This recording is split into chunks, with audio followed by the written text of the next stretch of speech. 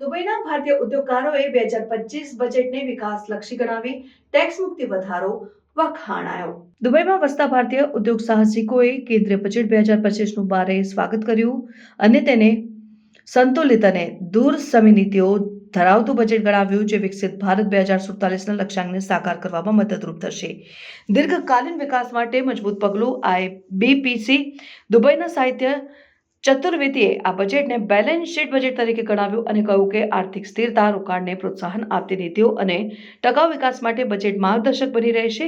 તેઓએ ઉમેર્યું કે આ બજેટ ભારતને 2047 સુધીમાં વિકાસશીલથી વિકસિત દેશ બનાવવાની દિશામાં મહત્વપૂર્ણ છે.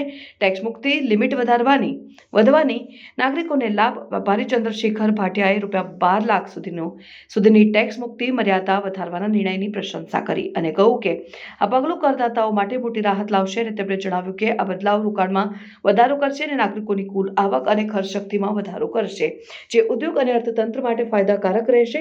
ભારતના વૈશ્વિક આર્થિક સ્થાનને મજબૂત બનાવશે.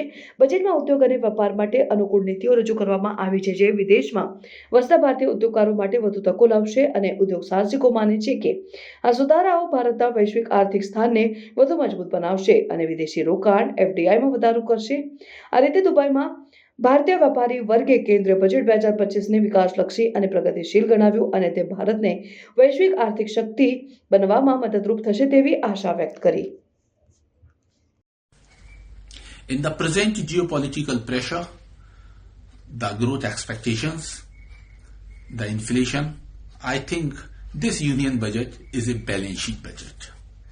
It is well crafting the journey towards Viksit Bharat. One side it is taking the growth, other side it is taking the provision for the risk. The debt and equity are so well managed in a long-term view, because it's not just addressing a few months or couple of months. Now it is really taking a third inning of our beloved Narendra Modi ji. And more than that, whatever government it comes, it will give a vision document, a clear road path. Bharat का budget बहुत सराहनीय रहा है.